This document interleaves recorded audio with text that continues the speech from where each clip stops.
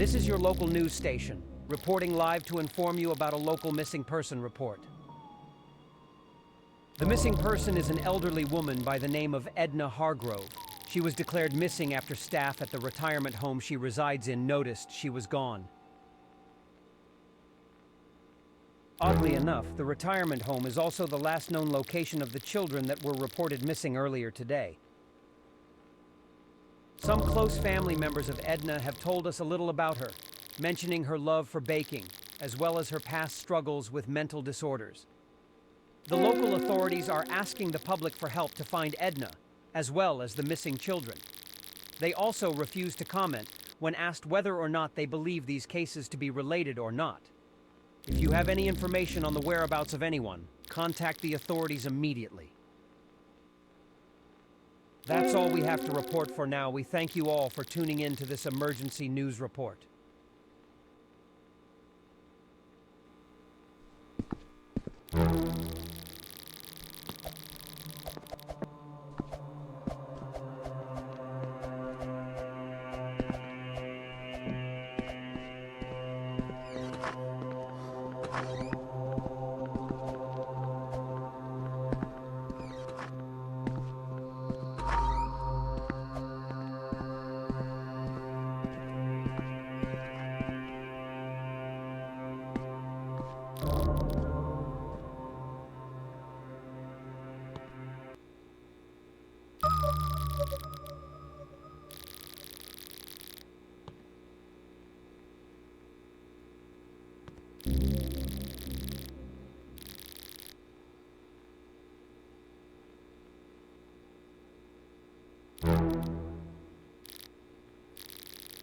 Fortnite has done a lot of collabs, especially right now, you know, with the Simpsons season. And with the Simpsons season, it made me think. We've gotten a ton of Adult Swim collaborations.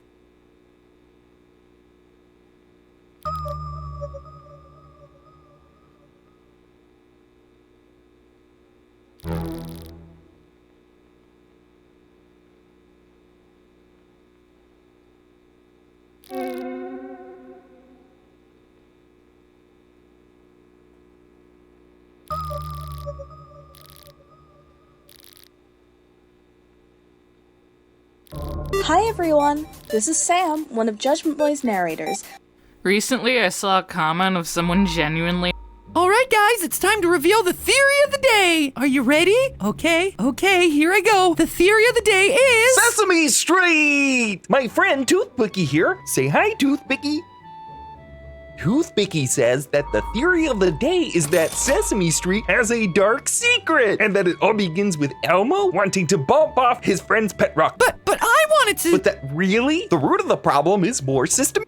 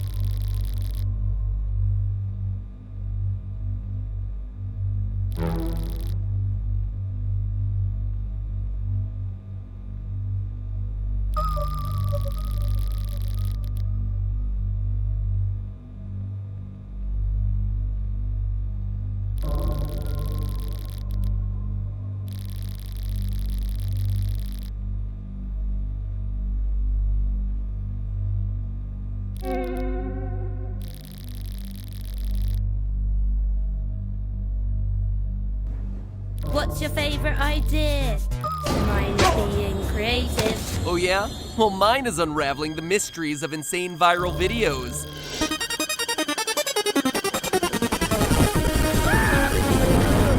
Hello, Internet! Welcome to Film Theory, the YouTube version of your uncle who thinks that everything is a conspiracy. Why, yes, Uncle Bob. I do think it's strange that you never see a baby pigeon, and I'm definitely interested to hear your theory about the government's involvement in that. Please tell me more. And it's that kind of mixture of insanity and analysis that brings us to today's topic, the independent internet darling, Don't Hug Me, I'm Scared. If you're unfamiliar with DHMIS, it's a series of short films with puppets that looks to be inspired by shows like Sesame Street. But hold on there, all you neglectful parents raising your kids off of YouTube videos. If any of you are looking it up right now to show your children, you're probably gonna want to let me finish this sentence first. Because each episode of Don't Hug Me, I'm Scared features a bit of a dark turn towards the end. Like arts and crafts with a real heart. Or a giant can eating a duck alive. Oh yeah, you're in that part of YouTube again. But even though Don't Hug Me, I'm Scared is genuinely one of the weirdest things I've watched on YouTube, I really like it. It's really well done, and you should absolutely watch it. At its core, this series is all about YouTube. Don't Hug Me, I'm Scared's creators, Becky Sloan and Joseph Pelling, pretty much started this from scratch on the site. The first episode came out only 3 months after I uploaded my first ever episode of Game Theory. It's a long time ago, so I feel like we have a kindred history here. But also I like it because this show refuses to be categorized. It's got puppets, but it also has animation in a lot of different styles. And then, if you wait long enough, it also has some live action sequences. All of these different styles are one of the things that makes it really hard to interpret. These videos aren't interested in playing by anybody else's rules, and that makes it really exciting to watch. But last, and probably most importantly, is the amazing attention to detail these videos have. The number of callbacks and Easter eggs in every episode is astounding. Some of them you have to practically watch frame by frame to even see. And you know that's the kind of stuff that makes me, and obviously tons of other theorists out there, really excited. There are a lot of different ways to interpret Don't Hug Me, but today, for our first theory on this series, that's right, I said first, more on that later, we're gonna talk about what the whole thing means. An overview of the main themes of the whole series. Granted, we're not the first people to try and do this. YouTube and Reddit were flooded with theories when the last episode went up, but I really tried to do my homework on this one, and I got an explanation for Don't Hug Me, I'm Scared that'll convince even the most skeptical of theorists. Be warned, comprehensive spoilers lie ahead, but then again, this entire thing is on YouTube, and it's just 6 episodes that are between 3 and 8 minutes each, so just go watch it, like right now. Anyway, y'all ready? Fantastic! Let's get creative! If we're hoping to explain what's going on in Don't Hug Me, I'm Scared, we first need to establish what kind of world we're in. A lot of theories look at the bizarre events in this series as evidence of something sinister, such as the 3 main characters, to whom I'll be referring to from here on out as the red guy, the yellow guy, and the duck, being stuck in purgatory or some sort of nightmare. To that I say, Occam's razor, my friend. A better explanation is one that's a lot simpler. These 3 are just stars of a children's television show. Granted, it may not be a very nice children's television show, but the evidence is there. There are several instances in which we see the inner workings of a television show. We see clapboards and cameras right in episode 1 at the start of the creativity montage. Then again in episode 4 when the red guy follows the computer wire to the next room, and in episode 6 as the lamp explains dreaming to the yellow guy. We can also tell that most of the time, these characters are on sets. This is most obvious when Duck revolts in episode 5, saying, the perspective of the video changes, indicating that Duck has hit the camera that's filming him, and when the camera looks upward, we can see the characters aren't actually in a house with a ceiling, but in a studio with lights overhead. The other obvious tip-off is that our 3 main characters are basically archetypes of what you'd see on Sesame Street. The yellow guy is a human puppet, like Bert or Ernie, the duck is an animal puppet, like Snuffleupagus or Big Bird, and the red guy is some sort of humanoid monster, like a Grover or Oscar the Grouch, or those aliens that go meep meep meep meep meep meep meep meep all the time. Those things utterly freaked me out, by the way. And if this is indeed a TV show, it would explain some of the Easter eggs we keep seeing in later episodes. As Don't Hug Me, I'm Scared progresses, we start to see some of the same props appearing over and over again. At the beginning of episode 4, we can see a statue of Malcolm from the previous episode on the fireplace next to the clock. At the start of episode 5, we see the number chart the computer uses in episode 4 attached to the refrigerator, and then there are other props, like the red, blue, and yellow baseball cap that keeps showing up episode after episode. These aren't just cool Easter eggs, they're there for a reason, to decorate the set with props they've used before instead of having to buy entirely